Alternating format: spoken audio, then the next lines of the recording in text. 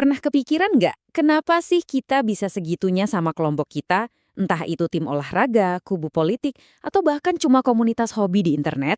Yuk kita coba bedah kekuatan yang sering nggak kelihatan tapi kuat banget ini, yang ngebentuk siapa kita pas lagi bareng-bareng. Namanya teori identitas sosial. Dan ini bisa jadi bakal ngubah cara pandang Anda soal dunia di sekitar kita.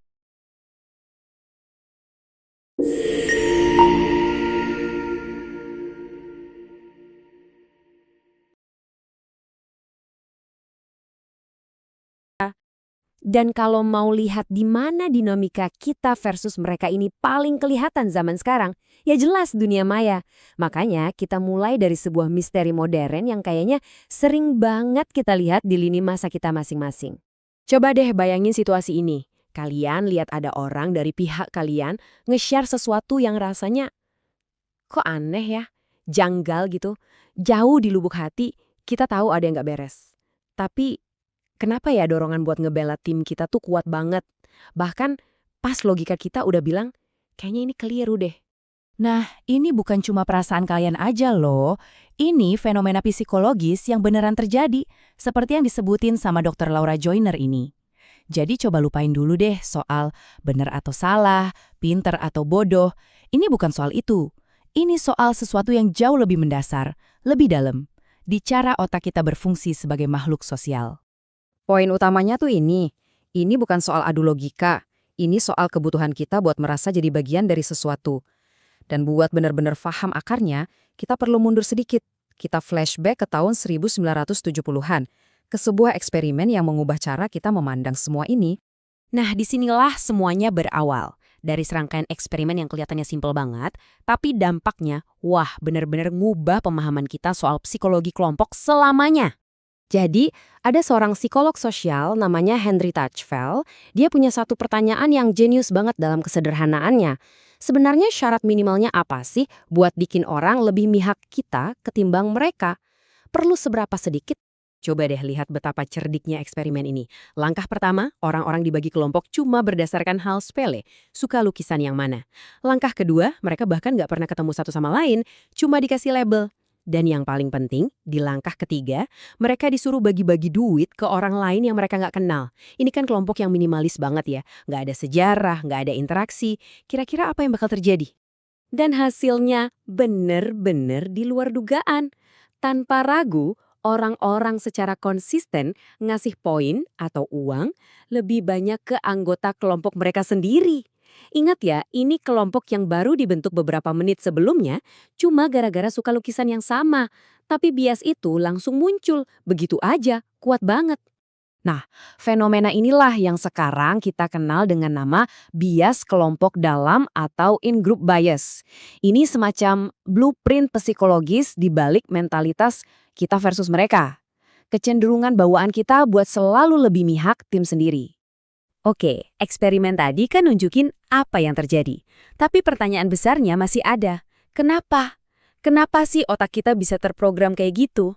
Nah, jawabannya ada di dalam teori identitas sosial. Inti teorinya tuh sebenarnya simpel. Sebagian dari konsep diri kita atau siapa diri kita itu bukan cuma soal aku, tapi juga soal kita. Siapa Anda itu ikut dibentuk sama kelompok-kelompok di mana Anda jadi anggotanya.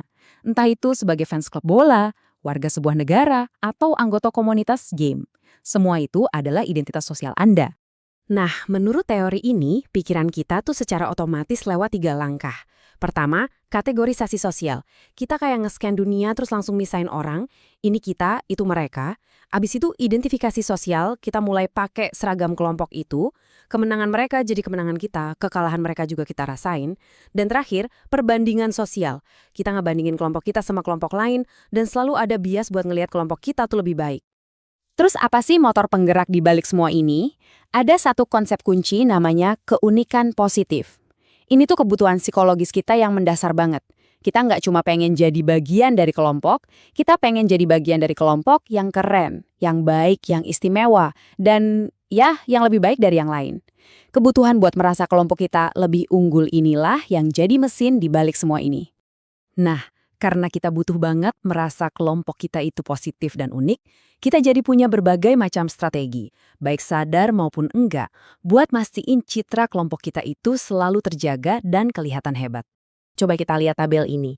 Kalau batas antar kelompok itu gampang ditembus, artinya kita bisa pindah-pindah, kita akan pakai strategi mobilitas individu. Gampangnya, ya pindah aja ke kelompok yang statusnya lebih tinggi. Tapi, gimana kalau batasnya kaku dan kita nggak bisa pindah? Nah, disitulah muncul kreativitas sosial. Kita ngubah cara bandinginnya. Contoh klasiknya gerakan Black is Beautiful yang mengubah narasi negatif jadi positif. Dan terakhir, kalau status kelompok lagi goyah atau terancam, disitulah terjadi kompetisi sosial. Persaingan langsung buat jadi yang terbaik. Oke, sekarang kita udah pegang teorinya. Kita udah punya semua kepingan puzzle-nya. Sekarang, yuk kita bawa semua pemahaman ini buat mecahin misteri kita di awal tadi, yang terjadi di dunia digital. Nah, ini dia kuncinya. Postingan yang Anda bagikan di media sosial itu bukan cuma soal nyebarin informasi. Anggap aja itu sebagai pernyataan sikap, sebagai cara nunjukin seragam tim digital Anda. Setiap like dan share itu cara Anda bilang, ini loh saya, dan ini loh kelompok saya. Disinilah kita bisa lihat betapa dahsyatnya efek identitas sosial. Dia benar-benar bisa ngebengkokin realitas kita. Identitas ini bikin kita jadi cheerleader paling setia buat tim kita. Dia juga yang bikin kita lebih gampang maafin misinformasi, asalkan itu sejalan sama keyakinan kelompok kita. Bahkan, saking kuatnya, ada loh riset yang nunjukin fans bola nolak taruhan yang udah pasti untung, cuma karena mereka harus bertarung lawan tim favoritnya. Jadi, identitas kita benar-benar secara harfiah ngubah cara otak kita memproses informasi. Nah, ini jadi bahan renungan buat kita semua. Coba deh, luangkan waktu sejenak buat mikir, kelompok mana aja sih yang paling kuat ngebentuk siapa diri Anda? Dan pertanyaan yang lebih menantang lagi, gimana keanggotaan di kelompok-kelompok itu mungkin, tanpa kita sadari, ikut membentuk apa yang Anda anggap sebagai sebuah kebenaran?